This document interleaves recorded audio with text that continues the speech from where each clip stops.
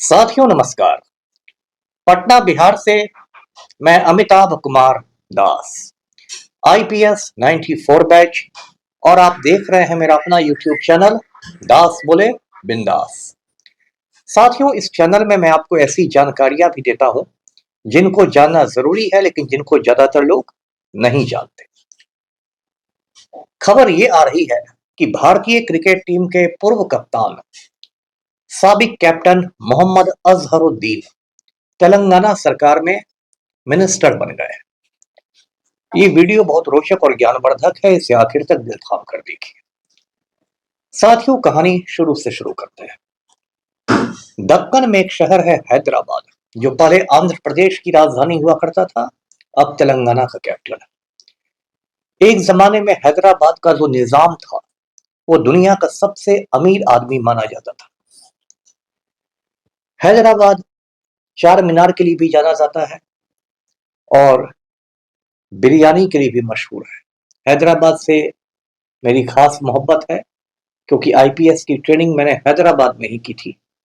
हैदराबाद के शिवरामपल्ली में सरदार वल्लभ भाई पटेल नेशनल पुलिस एकेडमी है, जहां आईपीएस अफसरों की ट्रेनिंग होती है।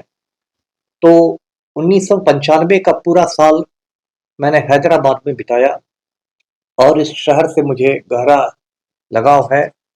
चार मीनार से, बिरयानी की खुशबू से, यहाँ की खास दक्कनी जबान से, सब चीज से।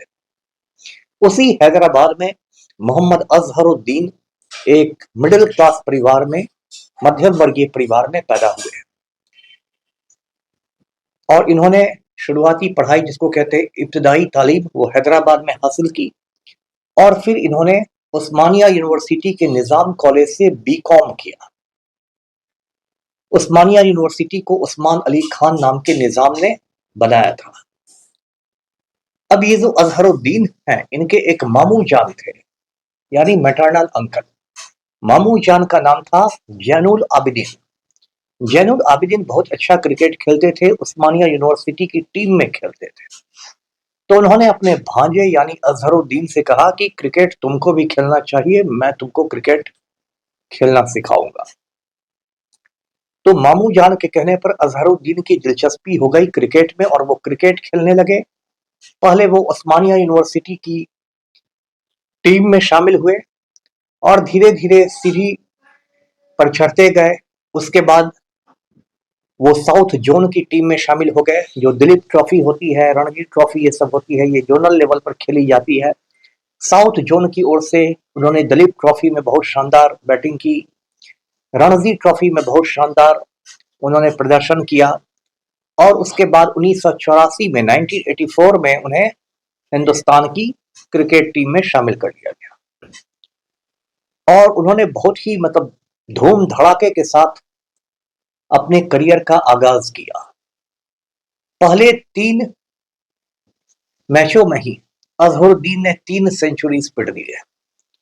मुझे अभी भी याद है, उस समय में 84 में मैं पटना साइंस कॉलेज के न्यूटन हॉस्टल में रहा करता था। न्यूटन हॉस्टल का जो कॉमन रूम था, उसमें एक रेडियो था और उसमें लड़के इकट्ठा होते थे कमेंट्री सुनने के लिए। तो जब लगातार 3 मैचों में अजहरुद्दीन ने 3 सेंचुरीज पीट दी, तो बिल्कुल एक कहते हैं ना कि सनसनी मच गई, क्योंकि ऐसा करने वाले वे दुनिया के पहले बैट्समैन थे। उसके बाद अजहरुद्दीन नाम कमाते गए। उन्होंने कुल 99 टेस्ट मैच खेले हिंदुस्तान के लिए और 334 ओडीआई यानी वनडे इंटरनेशनल खेला।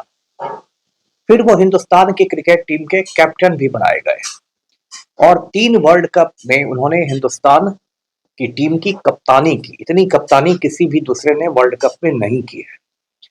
अजहरुद्दीन इंग्लैंड भी गए और वहां वो काउंटी क्रिकेट खेलने लगे। इंग्लैंड में अलग अलग काउंटीज के बीच क्रिकेट मैच होते हैं और डर्बी शायर की टीम में अजहरुद्दीन शामिल हुए।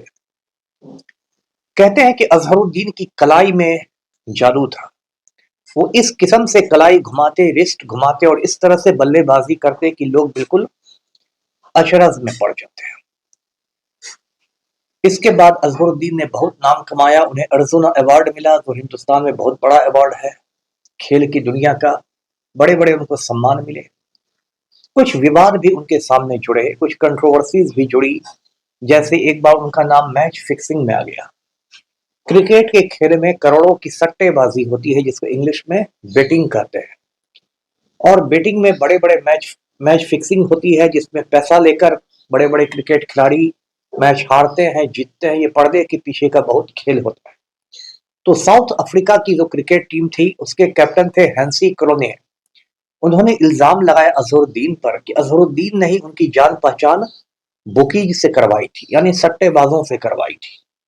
उसके बाद ये मामला बहुत आगे गया। उसके बाद सीबीआई की जांच हुई और सीबीआई की जांच में अजहरुद्दीन को दोषी पाया गया, गुनहगार पाया गया। इसके बाद बीसीसीआई ने और आईसीसी ने उन पर आजीवन यानी ताहयात जिंदगी भर के लिए बैन कर दिया, प्रतिबंध लगा दिया। बाद में हाई कोर्ट ने उनके इस बैन को हटाया 2012 तक आते आते। तो ये अजहरुद्दीन के आप करियर पर इसको आप एक धब्बा मान सकते हैं। अजहरुद्दीन की दिलचस्पी फिर सियासत में हुई और 2009 में उन्हें कांग्रेस ने अपना उम्मीदवार बनाया यूपी के मुरादाबाद सीट से। मुरादाबाद जो पीतल की नगरी कहता है, पीतल के बर्तनों के लिए मशहूर है। और अजहरुद्दीन मुरादाबाद से जीतकर लोकसभा पहुंचे, एमपी बन गए। अगले चुनाव में यानी 2014 में उन्होंने चुनाव लड़ा राजस्थान के टोंक सवाई माधोपुर सीट से कांग्रेस की ही टिकट पर, लेकिन इस बार अजहरुद्दीन चुनाव हार गए। इसी बीच आंध्र प्रदेश का विभाजन हो चुका था, तकसीम हो चुका था और तेलंगाना नाम से एक अलग स्टेट बना था आंध्र प्रदेश से कट के। तो अजहरुद्दीन को तेलंगाना के प्रदेश कांग्रेस अध्यक्ष की जिम्मेदारी दी गई, यानी कि तेलंगाना में जो कांग्रेस है उसके वो सदर बनाए गए। तो ये सब कुछ हुआ और हाल में यानी कि 31 अक्टूबर को, आज से 2 हफ्ते पहले, मोहम्मद अजहरुद्दीन को तेलंगाना सरकार में मिनिस्टर बनाया गया है। तेलंगाना में कांग्रेस की हुकूमत है, रेवंत रेड्डी वहां के चीफ मिनिस्टर है, वजीर आला है। और अजहरुद्दीन को वहां माइनॉरिटीज वेलफेयर का मिनिस्टर बनाया गया, अल्पसंख्यक कल्याण, यानी वो अकलियत की खुशहाली के लिए काम करेंगे। तो अब सबकी निगाहें हैं कि ये जो अजहरुद्दीन है वो कितना कुछ काम तेलंगाना में कर पाते हैं, इतना बड़ा जिम्मा वो कैसे संभालते हैं। देखिए, अजहरुद्दीन की जो पर्सनल लाइफ है, जाती जिंदगी है, वो भी बिल्कुल फिल्मी है। इन्होंने पहली शादी की थी नौरीन नाम की लड़की से। ये 1987 की बात है, लेकिन 96 आते आते 9 साल बाद इनका नौरीन से तलाक हो गया। उसके बाद अजहरुद्दीन ने दूसरी शादी की संगीता बिजलानी से। संगीता बिजलानी 1980 में मिस इंडिया रह चुकी थी और काफी मतलब फिल्मों में भी उन्होंने काम किया। सलमान खान की गर्लफ्रेंड भी रही थी। कुछ लोग तो कहते हैं कि सलमान खान और संगीता बिजलानी की शादी के कार्ड तक छप चुके थे, लेकिन अंत में शादी टूट गई। तो संगीता बिजलानी की जुल्फों में कैद हो गए अजहरुद्दीन और शादी हो गई 1996 में।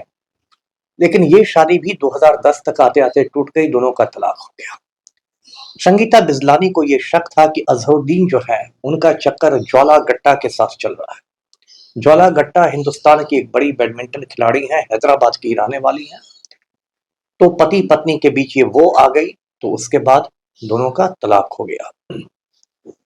आजकल कुछ लोग कहते हैं कि अजहरुद्दीन ने शन्नो नाम की एक लड़की से तीसरी शादी कर ली है। अजहरुद्दीन के 2 बेटे थे, जिसमें एक बेटे का एक ट्रेजिक डेथ हो गया, सुपर बाइक चलाते समय एक्सीडेंट हो गया और उस दुर्घटना में जान चली गई। दूसरे बेटे की शादी हुई है टेनिस प्लेयर सानिया मिर्जा की छोटी बहन से, अनाम मिर्जा से। मतलब सानिया मिर्जा की जो छोटी बहन है वो अजहरुद्दीन की पुत्र वधू है, डॉटर इन लॉ है। तो साथियों, ये अजहरुद्दीन का किस्सा है। हिंदुस्तान में या पड़ोसी पाकिस्तान में जो क्रिकेट है उसका बहुत जुनून है, इसलिए क्रिकेट खिलाड़ी लोग बहुत बार सियासत में आ जाते हैं। पड़ोसी पाकिस्तान में तो इमरान खान सियासत में आ गए, उन्होंने अपनी पार्टी बना ली, पाकिस्तान तहरीक-ए-इंसाफ पीटीआई।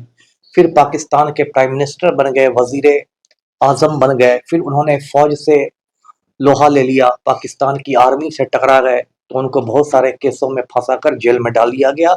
अभी इमरान खान पाकिस्तानी पंजाब की अदियाला जेल में बंद है। ऐसे इमरान खान ने बहुत सारे अच्छे काम भी किए हैं। उन्होंने अपनी माँ के नाम पर, शौकत खानम के नाम पर एक कैंसर हॉस्पिटल बनवाया है। तो ये सब काम है इमरान खान का। हिंदुस्तान में भी क्रिकेट खिलाड़ी लोग सियासत में आते रहे हैं। कीर्ति आजाद एमपी है, अभी भी तृणमूल कांग्रेस के एमपी हैं। नवजोत सिंह सिद्धू पंजाब में मिनिस्टर रहे। तो ये सब क्रिकेट और सियासत का रिश्ता है।